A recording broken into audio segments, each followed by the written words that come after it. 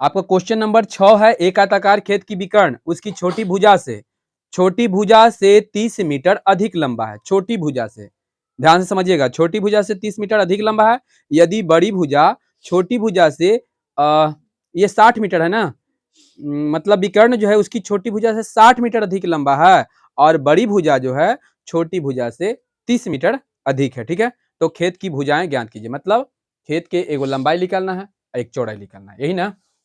तो चलिए यहाँ पर लिखते हैं,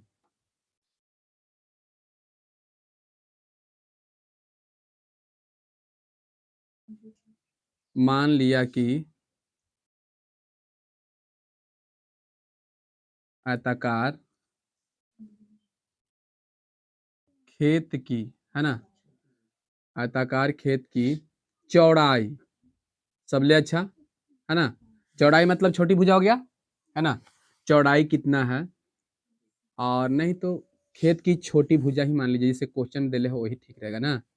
छोटी भुजा, भुजा की लंबाई, अब ठीक है ना, लंबाई कितना है तो x, देख लीजिए मीटर में है कि क्या है, हाँ तो सब मीटर मानना पड़ेगा, x मीटर है। ठीक है, इसलिए विकर्ण, तो विकर्ण मेरा हो जाएगा x प्लस 60 मीटर तथा बड़ी भुजा, बड़ी भुजा तो x प्लस 30 मीटर।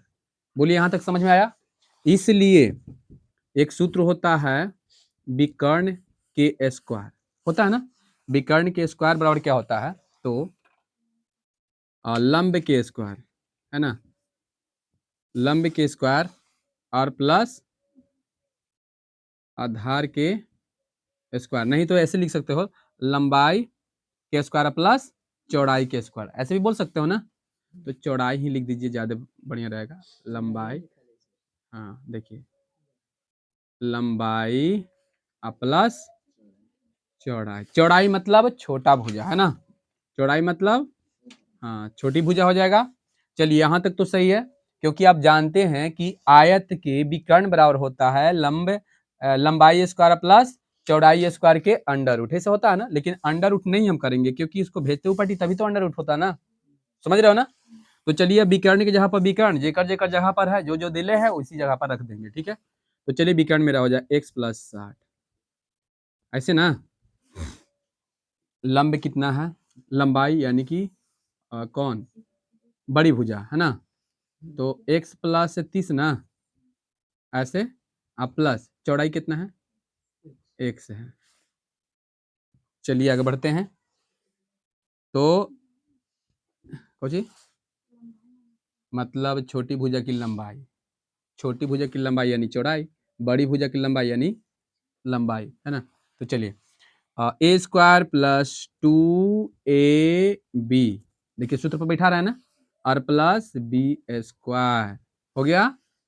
आगे बढ़ते हैं, ये हो ऐसी होगा ए स्क्वायर, देखिए ए प्लस बी के होल स्क्वायर बराबर A square plus 2ab plus B square और प्लस एक्स स्क्वायर, समझ गए ना। आगे बढ़ते हैं, तो गुना कर दीजिए, एक्स स्क्वायर प्लस 6 दूनी 12, 120 एक्स प्लस 6 छक 3600, यही ना,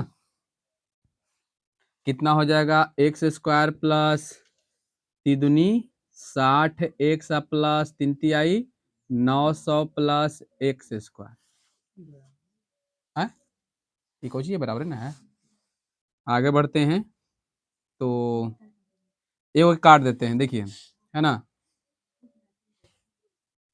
ना तो सब के पट्टी चलाइए, सब ले बढ़िया, 120 x plus 3600 minus x square, है ना, और उसके बाद minus 60 x minus 900 minus x square बराबर 0। ठीक है, आगे बढ़ते हैं, अब देखिए ये वो खत्म होगा ना, ऐसे ये, और देखते हैं ये घटेगा, है ना, ये घटेगा ना, तो 60 है, 60 एक्स, यहाँ भी घटेगा, तो 3600 में से 900, तो 9 चौका 36, 9 तिया 27, 2700, ठीक, माइनस एक्स स्क्वायर बराबर 0। अब आगे बढ़ते हैं, इसको कॉमन लीजिए, है ना, सरिया दीजिए पहले ना, पहले आप सरिया दीजिए सबसे बढ़िया, है ना।